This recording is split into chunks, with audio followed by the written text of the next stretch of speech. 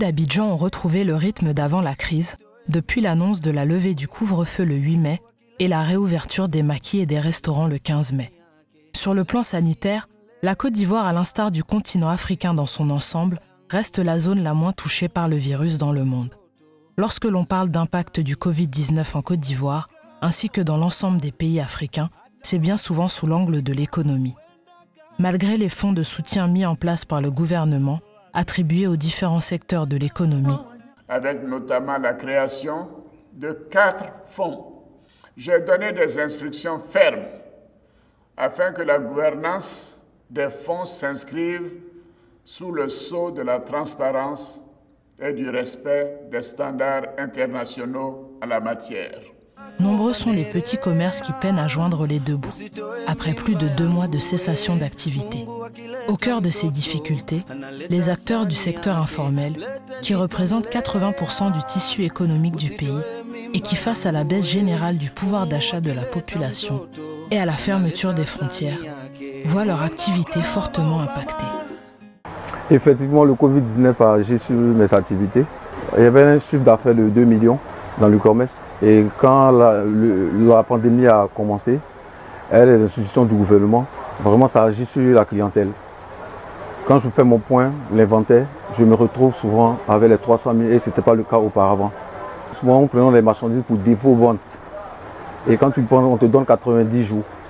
Et quand tu n'arrives pas à les écouler, les créanciers qui sont derrière toi, et tu es obligé de donner une partie, sans compter les dépenses de la maison aussi et tout et tout. Par exemple, quand tu as au moins 3 employés que tu dois les payer aussi. La pandémie a agi un peu sur mon commerce. Après le Covid-19, les bas de jeans ne viennent plus, on ne gagne plus. Et tout cela devient cher. Il faut dire que cette situation ne nous a pas arrangé du tout. Et ça ralentit les activités. Et ça fait qu'on est obligé de renvoyer certaines personnes.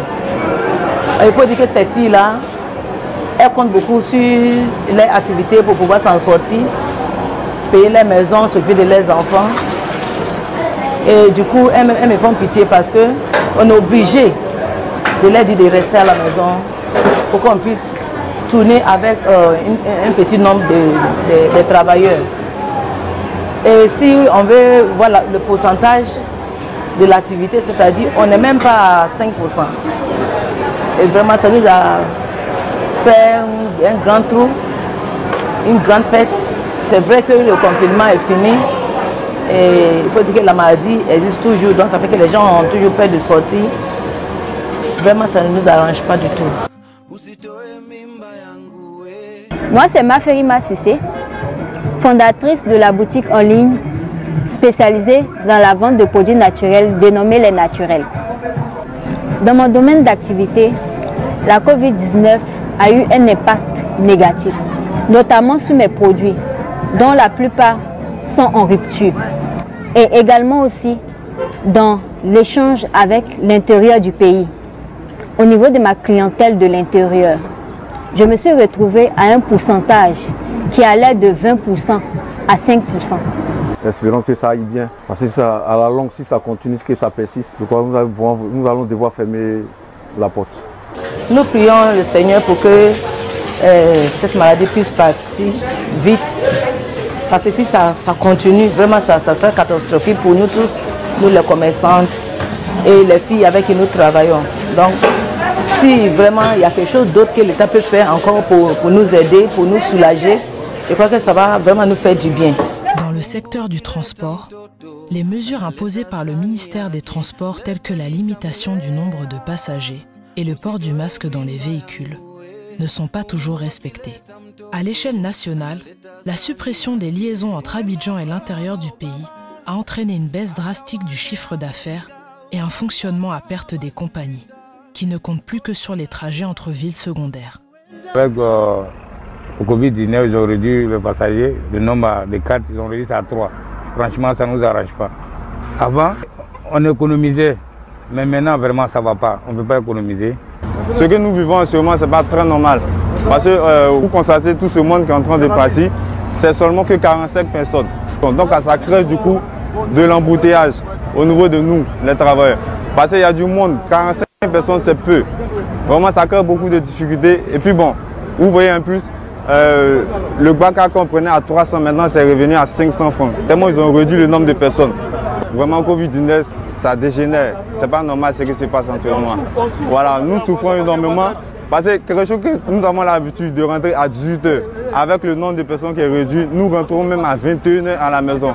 Même si la crise semble avoir été globalement bien gérée par l'État de Côte d'Ivoire, avec la mise en place des centres de dépistage, la distribution de masques et le système de prévention, la population ivoirienne déplore un manque de transparence quant aux dispositions pratiques de lutte contre la maladie, notamment en termes de prise en charge des malades et de redistribution des fonds alloués aux populations vulnérables. Il a bien géré la crise.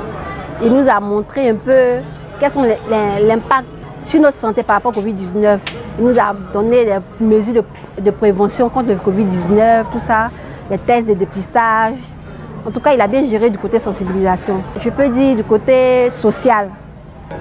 Ils ont parlé d'un soutien aux ménages les plus vulnérables. Je ne sais pas sur quoi ils sont basés pour dire d'autres familles sont vulnérables et d'autres ne le sont pas. Puisque le Covid-19 a un impact sur les entreprises. Donc je pense que toute la population est vulnérable. Donc si on doit emmener un soutien financier, c'est à toute la population. Mais jusqu'à présent, moi personnellement, je n'ai encore rien reçu dans mon ménage. Ils ont parlé des 25 000 francs. Moi, je n'ai rien reçu. Ils nous avaient promis des sommes. J'aimerais que ça soit distribué également. À César, ce qui est à César. Nous leur faisons confiance, qu'ils nous aident, car vraiment nous en avons besoin. Ils nous ont promis comme argent, comme aide, qu'ils vérifient, qu'ils mettent des systèmes, que ça soit vraiment distribué également. Que ça ne soit pas du business. Pour moi, le bilan, il est mitigé.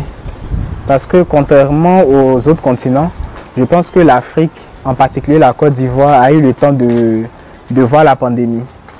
Et pour moi, le point de départ, c'était vraiment l'épisode de l'INGS, où les autorités nous ont fait croire que toutes les mesures avaient été prises pour recevoir nos frères, qu'ils allaient être logés dans de bonnes conditions et disposer du minimum sanitaire. Mais on s'est rendu compte qu'à l'arrivée de ces derniers, ils avaient en quelque sorte été abandonnés et rien n'avait été fait. Donc, résultat des faits, ils ont été obligés de retourner à la maison après des manifestations qu'on a tous vues sur les réseaux sociaux et on leur a demandé de s'auto-confiner. Bon, déjà que le confinement, il est nouveau pour la population mondiale et en particulier pour les Africains, je ne pense pas qu'ils aient respecté forcément ces mesures-là. Et surtout, le corona, on le sait maintenant, la plupart des personnes porteuses de cette maladie ne font pas de symptômes. Donc c'est clair que par derrière, plusieurs personnes étaient contaminées sans même savoir. Mais heureusement que par derrière, je pense que les mesures prises par le gouvernement ont quand même permis de limiter la propagation de la maladie. En l'occurrence, des mesures telles que le couvre-feu sur certaines périodes, la fermeture des frontières, la distribution des masques, ça par exemple je l'ai avec parce que je suis assuré de la distribution des masques. Le gouvernement a quand même pris certaines mesures qui ont permis de limiter la pandémie. Et même contrairement aux prévisions de l'OMS, je dirais que le nombre de décès n'est pas proportionnel au nombre de contaminés. La crise a agi comme un révélateur des inégalités sociales en Côte d'Ivoire. La faiblesse des secteurs de l'éducation, de la santé, du transport et de l'habitat pose question dans un pays tourné vers l'émergence, mais qui ne parvient pas à garantir une redistribution inclusive des richesses sur le territoire. À l'approche des élections présidentielles, qu'attendent réellement les populations des autorités politiques en termes d'accès aux services de base et quelle est leur vision pour l'avenir du pays? Moi, ce que j'attends du gouvernement, surtout au côté de la santé, et puis moi j'aimerais qu'ils nous aident. Par exemple, quand nous allons dans les hôpitaux, là, sincèrement, il n'y a pas de salle de soins et on nous dit de payer de l'argent encore plus. Une assurance maladie aussi qui soit respectée, que ça ne soit pas de la NAC. Quand nous cotisons, qu'on arrive à l'hôpital, qu'on prenne soin de nous. Ce que le gouvernement peut faire pour que la population ait accès aux services de base, le gouvernement peut donner l'école gratuite. Parce qu'on dit l'école est gratuite, c'est vrai, mais quand on s'investit, on voit que l'école n'est pas gratuite. Il n'y a pas assez d'universités et pour avoir accès aux études, il faudrait payer un quota. On dit l'inscription. Une inscription qui est très élevée pour une personne moyenne. Par exemple, pour un agriculteur. Si son enfant doit être étudiant, il peut comment faire pour avoir cette somme-là, pour que son enfant puisse avoir accès à l'éducation. Pour le côté logement, je pense que l'État doit plus investir dans le choix des terrains pour éviter les inondations. Parce qu'en Côte d'Ivoire, quand il pleut, il y a tellement d'inondations, il y a beaucoup de pertes en vies humaines et en matériel aussi. Je pense qu'il doit plus investir sur le côté logement pour qu'un Ivoirien ait un toit pour pouvoir vraiment vivre à l'aise dans son pays. Moi, je pense que ça sera compliqué. Ça sera compliqué pour la simple raison qu'on a déjà, dans la mentalité africaine, on n'a pas été forcément habitué à ça. Et surtout, on prend le cas de l'assurance maladie. Dans quelle mesure payer une taxe supplémentaire va garantir à la population ivoirienne, à tout un chacun, d'avoir un logement? C'est un exemple que je donne, c'est assez difficile à mettre en œuvre. Bon, ça a apparu récemment, on s'est tous fait enrouler, on a tous une carte d'assurance. Mais aujourd'hui, je peux même pas garantir si je tombe malade, est-ce que cette SIM carte-là pourra me permettre à moi de me soigner. Donc imaginez la population ivoirienne, on paye déjà pour une assurance pour laquelle on n'a pas en quelque sorte confiance. Donc à cette assurance-là, venir rajouter une taxe supplémentaire sur d'éventuelles conditions de vie, je pense que ça laisse à voir. Mais moi, je ne serais pas pour. Je pense que si ça se fait comme pour le cas de l'assurance maladie, sans doute que ça sera obligé. On n'aura pas le choix. Mais si j'ai vraiment le choix, on opter pour cette option ou non, moi je pense que comme la population ivoirienne, je pense que je ne vais pas être trop pour cet impôt supplémentaire là. Parce que avec cet impôt là, on ne voit pas l'efficacité, on ne voit pas les mesures concrètes qui sont prises. Il faudrait que chaque Ivoirien ait un travail, que l'État puisse faire ce prélèvement là. Mais en Côte d'Ivoire ici, le taux de chômage est à un niveau qu'on ne peut pas l'expliquer. Je pense que la population peut accepter si l'État remplit les conditions. Elle peut vraiment participer à son bien-être. Moi, je pense que c'est la moindre des choses qu'une personne peut faire pour elle-même.